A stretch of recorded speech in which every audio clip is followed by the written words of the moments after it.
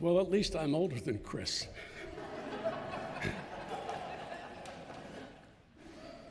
I don't know what it is about mud, but in this story, Jesus is adhering to an ancient and mysterious standard of care when he mixes dirt and spit into a sticky paste and spreads it on a man's eyelids. He then sends the man to a pool they called Sent, Siloam, thus named because the waters are sent by an aqueduct from the mountains down to the pool. The man goes to the pool and begins bathing his eyes that have never seen a sunset or beheld his own parents, eyes that have never recognized anything. And something happens. He can see. In that instant, he probably forgot that he had been a lifelong object of other people's theological speculation. And I'm sure Jesus' disciples were not the first to inquire about the cause of his misfortune. Rabbi, who sinned? This man has been afflicted blind from birth. You see, they suffered from what philosophers call promiscuous teleology. I won't explain that because I'm sure you all knew. I had to look it up.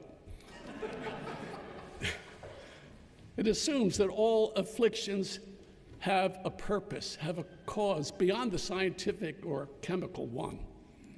It follows that either this man sinned, which is a bit tricky since he was born blind, or his parents or his grandparents sinned before his birth. What the poor man didn't realize was that now, as a sighted person, he would continue to be an object of intense speculation. The reason of blindness is theologically interesting, but the cure for blindness is theologically revolutionary. Because you see, depending on the explanation you believe to be true, you're making a decision about who Jesus is. In this story from John's Gospel, the cure itself takes exactly 2 verses. The controversy surrounding the cure takes 39. And isn't that just the way? It seems that organized religion has always been good at sniffing out sin, but not so good at acknowledging the power of God. When this man returned to his community, healed and praising God, why didn't the religious leaders rejoice with him? Why didn't the community honor him with a grand welcome? What in the world is going on here? In a church I briefly served in New York City, one of the pillars of the congregation stopped into the office one day to tell me that he had been born again. What? I said. Yes, he said, I visited my brother-in-law's church, the River of Life Tabernacle, and I don't know what it was, but something happened and I was born again. And I said, you can't be born again. You're a Presbyterian. What are you talking about? He was brimming with joy, but I was sulking. Why? Because my bias is to believe spiritual renewal is only okay when it occurs in acceptable ways, so long as it happens within a mainline Protestant framework, and most of all, so long as it doesn't threaten my understanding of God and the way God works. Some of you may know the acclaimed first novel by Peggy Payne entitled Revelation. It's the story of a Presbyterian minister who has a revelation in North Carolina. One afternoon, while grilling steaks in the backyard of the manse, he hears the voice of God speaking to him. It's a revelation.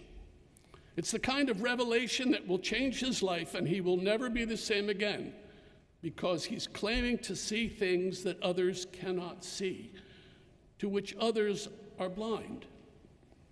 The rest of the book is the price he pays for that revelation. Does the congregation rejoice with him? Not exactly. They mandate psychiatric care and administrative leave. That aside, part of me sympathizes with the Pharisees in this story. They are only trying to do what they've been trained to do, to observe, describe, and explain phenomena. To that end, they conduct 3 ill-fated interviews. The neighbors are the first, but they aren't much help. Some say, yes, indeed, he is the man who was blind, and others say, no, he looks like somebody who was blind. I suspect the real fact is that they don't recognize him because they never really saw him. They never saw beyond his disability. That is not an uncommon problem today, is it? The interview of the man's parents is an even greater disaster. They have long since learned not to stick their neck out for their child, so beyond the basic data, they only say, ask him, he's an adult. So the authorities recall the man and attempt to do what's called a stress interview, much like detectives do with a suspect.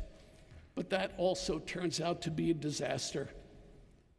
Now, I'm a firm believer that God always wants to heal us, and I have seen the healing hand of God at work in many lives.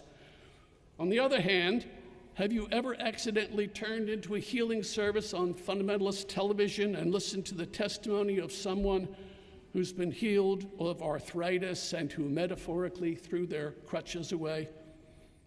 I'm very suspicious of this stuff. In my experience, they're never healed of anything you can see.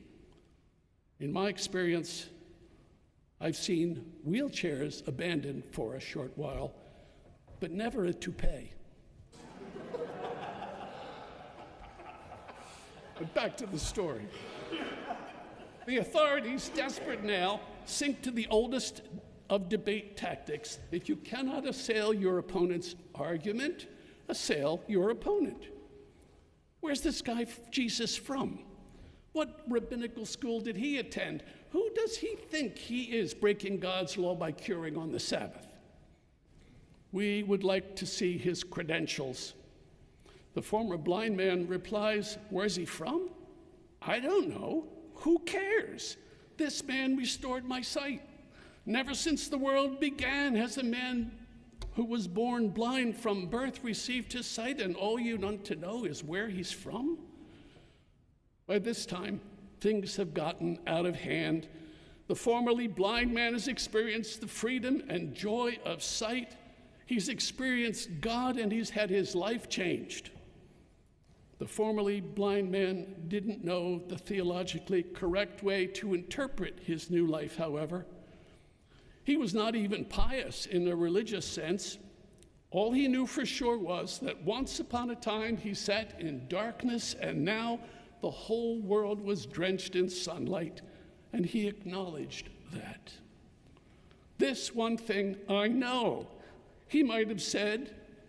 I don't have all the religious language down like some of you. I haven't figured out the meaning of life, and I'm a little rough around the edges. The one thing I know, once I was blind, and now I see. And I read this story, and I study it, and I find myself thinking that's much like each of us with our own story to tell.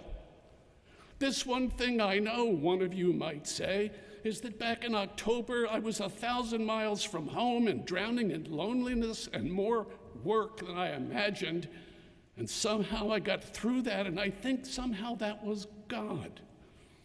And another might say, this one thing I know is that when I was going through my divorce, I hurt so much I couldn't sleep or eat, and I was filled with hate, and I couldn't think, but somehow I passed through that.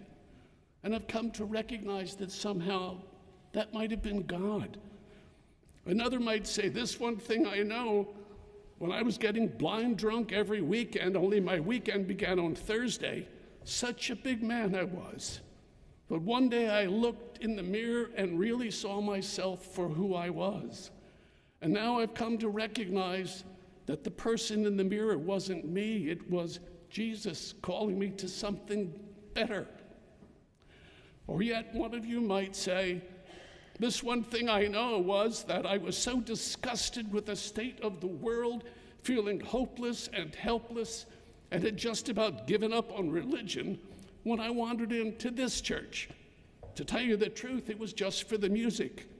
But I found so much more here. I found a community of acceptance and resistance to the lies of our current politics, to the lies of hopelessness, and to lies that we are alone and unloved, and a community that welcomed me, and I have come to believe that God somehow made that happen. This one thing I know. What a marvelous understatement. As if the only teensy little thing you happen to know is who saved your life. You may not start with a public profession of faith the way the blind man did. Maybe it's just a prayer. You say, God, I'm not sure how to name you, but I am sure that I need you. Or I can't talk about you to others, but I acknowledge my dependence upon you. One more thing. Such recognition has consequences. One is suffering, the other is joy. In the story, the man pays a terrible price for his vision. He's cast out of the synagogue, cut off from his family, and loses the certitude that his old life provided. But the second is joy, not pride, but the kind of joy that is born of freedom. We're free from having to be religious experts or models of piety, free from having to calculate the cost-benefit ratio of every decision we make. There is freedom to stand up and say, like the old Sunday school song, I may not know much, but this one thing I know, this one thing I know. God in great mercy pardoned me, snapped sin's fetters, and set me free. Once I was blind, and now I see. This one thing I know. May it be true for you and for me.